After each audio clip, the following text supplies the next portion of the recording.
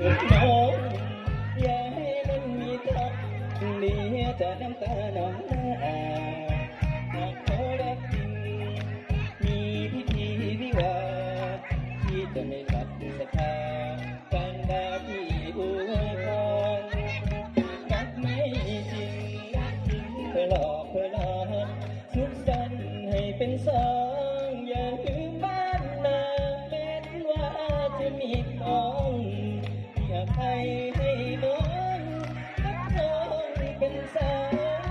มี เสี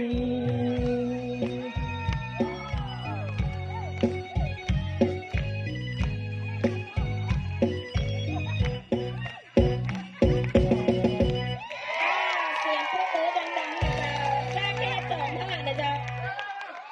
โอ้รับรางวัลน้ำใจจากอสมนะเจ้า